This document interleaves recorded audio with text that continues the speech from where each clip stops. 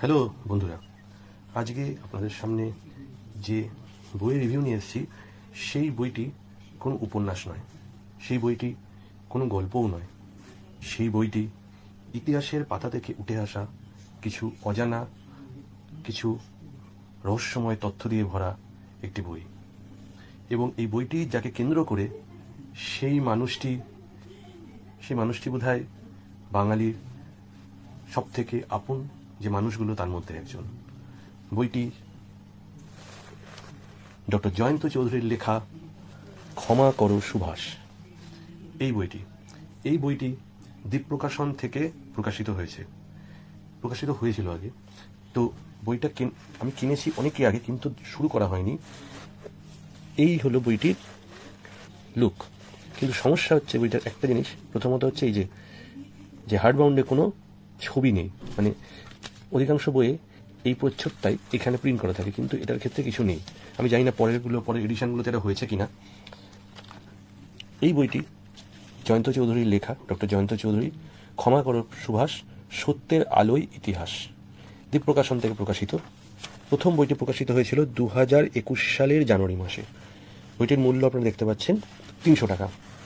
প্রথম আছে উৎসর্গ, এরপর আছে ভূমিকা। আসলে সুভাষচন্দ্র বসু চিরকালই একটা রহস্যময়ে ঘেরা তার জীবন, তাই সেই রহস্যকে ভেদ করার চেষ্টা করেছেন ডক্টর জয়ন্ত চৌধুরী। এই ভূমিকাতেই লেখা আছে উনি বিভিন্ন সময়ে সুভাষচন্দ্র বসুকে নিয়ে যা লিখেছেন সেইগুলোকেই সংকলিত করে এখানে করা হয়েছে। এবার দেখা যাক সূচিপত্র। প্রথমে যেটা লেখা আছে, প্রথম যে সূচিপত্রে, সেটা হচ্ছে সুভাষ কি আদৌ ওটেন প্রহার পর্বে ছিলেন? আমরা ইতিহাস বইতে পড়েছি যে ওটেন সাহেবকে মারার জন্য সুভাষচন্দ্র বসু অগ্রণী একটা ভূমিকা নিয়েছিলেন, কিন্তু আদতে কি সেটা হয়েছিল? সেইটার সম্পূর্ণরূপে এখানে তথ্য দিয়ে জয়ন্ত চৌধুরী বলেছেন। কি বলেছেন আপনারা পড়ে জানবেন। সেকেন্ড, এখানে বেশ কিছু তথ্যের ছবি দেওয়া আছে ঐতিহাসিক, সেখানে সুভাষচন্দ্র বসুর নকল হাতের লেখা, বর্তমানে তার সম্বন্ধে বর্তমান পেপারে লেখা বেশ কিছু তথ্য। এই হলো প্রথম যে অধ্যায়টা। প্রথম অধ্যায় হওয়ার পর প্রথম অধ্যায়টা বেশ বড়। তারপরে হচ্ছে দ্বিতীয় অধ্যায়। দ্বিতীয় অধ্যায়ে আসলে আমরা দেখতে পারবো যে এখানে দ্বিতীয় অধ্যায় এর আগে আছে। দ্বিতীয় অধ্যায়তে আছে হচ্ছে সুভাষের মহানিষ্ক্রমণের প্রকৃত সঙ্গী কারা, এইটা নিয়ে বলা হয়েছে। তৃতীয়ত, নেতাজির চরিত্র হনন কারা করলেন। আমরা সবাই জানি নেতাজি সুভাষচন্দ্র বসু, পড়েছি, সবাই জানি বলা ভুল, সবাই পড়েই জেনেছি যে সুভাষচন্দ্র বসু বিয়ে করেছিলেন এবং তার একটি কন্যা সন্তান আছে। আদতেও সেটা কতটা সত্যি এবং তার পেছনে যুক্তি প্রমাণ সমস্ত কিছু লেখক দিয়েছেন। তারপরেই আছে হচ্ছে চতুর্থ অধ্যায়।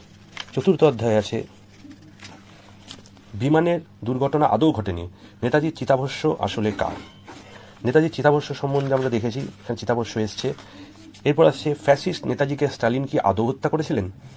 এক্ষেত্রে সুভাষচন্দ্র বসুর যে মৃত্যু রহস্যগুলো যতগুলো উন্মোচিত হয়েছে তার মধ্যে এটা একটা আছে যে ওনাকে হত্যা করেছেন। কেন বারংবার এই মৃত্যু পরোয়ান নেতাজিকে নেতাজিকে এখানে লেখাও আছে, নেতাজির মৃত্যু যে কতবার ঘোষিত হয়েছে এই হচ্ছে সেখানে লিখেছে, কতবার নেতাজির মৃত্যু ঘোষিত হয়েছে। 19 বার এখানে মোটামুটি, উনি যতগুলো তথ্য দিয়েছে তার মধ্যে 19 বার নেতাজির বিভিন্ন রকমভাবে মৃত্যু ঘোষণা হয়েছে। কেন এবং আদতেও নেতাজি কবে মারা গেছেন সেই সম্বন্ধে বলা হয়েছে। নেতাজির সম্বন্ধে একটা খুব জনপ্রিয় কথা আছে, ভগবানজি মানে গুমনামি বাবা, তিনি কি আদতে নেতাজি, সেই সম্বন্ধে লেখক তার সমস্ত রকম প্রমাণ তুলে ধরেছেন। এই হলো সেই গুমনামি বাবা। তারপরে পরের যে অধ্যায়টা আছে সেই অধ্যায়টাতে আছে হচ্ছে চীন, ভিয়েতনাম ও পূর্ব পাকিস্তান বিপ্লবের নেতাজি। ঠিক আছে, সেখানে নেতাজি কতটা গোপনভাবে আড়ালে থেকে কিভাবে তাদেরকে সাহায্য করেছেন, কি তাদের সাথে কতভাবে কি মিশেছেন, সেই ব্যাপারে তিনি তথ্য প্রমাণ তুলে ধরেছেন। পরের যে অধ্যায় আছে সেই অধ্যায়টায় দেখা যাক কি আছে। পরের অধ্যায় আছে আজাদহিন্দ সরকারের অর্থ লুট করলো কারা। আজাদ সরকারের প্রচুর সেনাকে পরে দেখা গেছে যে তারা খুব অর্থাভাবে বিনা চিকিৎসায় প্রায় মারা গেছেন। তাহলে আজাদহিন্দ সরকারের যে অর্থ ছিল সেই অর্থগুলো গেল কোথায়, কারা গোপনে সেই অর্থ আত্মসাৎ করলো, সেই সম্বন্ধে লেখা আছে। সুভাষকে সেদিন কারা একঘরে করেছিল? আমরা জানি সুভাষচন্দ্র বসুকে নিয়ে ভয়ে ছিল অনেক ভারতীয় জনপ্রিয় নেতা, তথাকথিত জনপ্রিয়, তারাই সুভাষকে কিভাবে একঘরে করেছে, কিভাবে কারা করেছেন, কিভাবে করেছেন, সমস্ত কিছু দিয়েছেন। এক্ষেত্রে বেশ কিছু জনপ্রিয় নেতার সম্বন্ধে আপনার ধারণা পাল্টে যেতে বাধ্য। নেতাজি কি সামরিক শিক্ষা নিয়েছিলেন? আমরা জানি নেতাজি আজাদ হিন্দ ফৌজকে চালনা করেছেন। সেক্ষেত্রে তার কি সামরিক শিক্ষা প্রশিক্ষণ ছিল? সেই সম্বন্ধে ব্রিটিশ ভারত ত্যাগ কি নেতাজির জন্যেই? এরপরেরটা আছে, নেতাজি প্রকাশ্যে এলেন না কেন? এই প্রশ্নটা বারে বার উঠে আসে। যদি যারা গুমনামি বাবাকে নেতাজি বলেন, তারা কেন নেতাজি প্রকাশ্যে এলেন না, সেই সম্বন্ধে এখানে বলা হয়েছে। তারপরে যেটা আছে, লাস্ট বোধহয় সম্ভবত ওটা, না, কাদের ষড়যন্ত্রে আজও নিখোঁজ অখণ্ড ভারতের যুদ্ধাপরাধী প্রধানমন্ত্রী। ঠিক আছে। আর তারপরে হচ্ছে লাস্ট যেটা আছে, সেটা হচ্ছে এটা লেখকের আত্মকথন, বা লেখকের আত্মকথন বলা ভুল, লেখক নিজে লিখেছেন, ক্ষমা করো সুভাষ। আজকে যে সুভাষচন্দ্র বসুর এই পরিণতি বা ওনার সম্বন্ধে মিথ্যে কথন সব কিছুকে এখনো পর্যন্ত মেটানো যায়নি, সেই জন্যে লেখক ক্ষমা চেয়েছেন আর কি। এই হচ্ছে লেখক পরিচিতি। এবার আসি বইটার সম্বন্ধে কিছু ভালো এবং কিছু নেগেটিভ দিক। প্রথম যেটা আছে ভালো দিক, এখানে অত্যন্ত তথ্য নির্ভর লেখা, খুব সমস্ত তথ্যগুলো যেগুলো আমরা অনেক কিছু জানি না, সেরকম তথ্য নির্ভর লেখা এখানে দেওয়া হয়েছে। 1 2 নম্বর হচ্ছে লেখকের নেতাজি সুভাষচন্দ্র সম্বন্ধে জ্ঞান, বইটি পড়লে আপনি ওনার সম্বন্ধে যে লেখকের জ্ঞান, সেটা দেখে আশ্চর্য হতে বাধ্য। এবং প্রচুর জায়গা থেকে প্রচুর তথ্য, প্রচুর সিঙ্ক্রোনাইজ তথ্য এখানে দেওয়া হয়েছে। কিন্তু পড়তে প্রচুর, যারা নেতাজি সুভাষচন্দ্র সম্বন্ধে ভালোবাসেন, সবাই ভালোবাসেন, পড়তে খুবই ভালো লাগবে।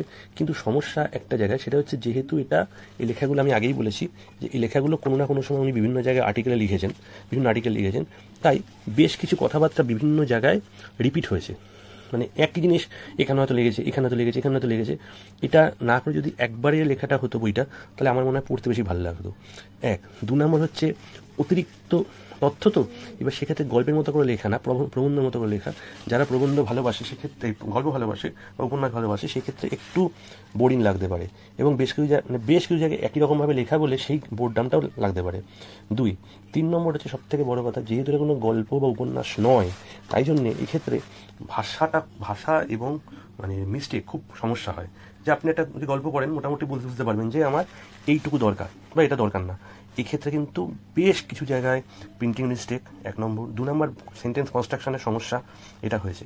আর যেহেতু লেখক একজন রিসার্চার, সে অর্থে সাহিত্যিক নন, তাই লেখার মধ্যে যে একটা পাঞ্চ থাকে, সেই পাঞ্চটা হয়তো অন্য কোনো সাহিত্যিক এইগুলো লিখলে একটু সুন্দর লাগতো, আমার ব্যক্তিগত অভিমত। হ্যাঁ, সেক্ষেত্রে এখানে ওই লেখার জন্যে হয়তো একটু আপনাদের অন্যরকম লাগতে পারে, কিন্তু বইটা সুভাষচন্দ্র সম্পর্কে তথ্য হিসাবে বেশ ভালো বই, বেশ ভালো বই, পড়ে দেখতে পারেন। পেজ কোয়ালিটিও ভালো, বেশ সুন্দর, দীপ্রকাশনের প্রকাশিত পেজ কোয়ালিটি যথেষ্ট ভালো।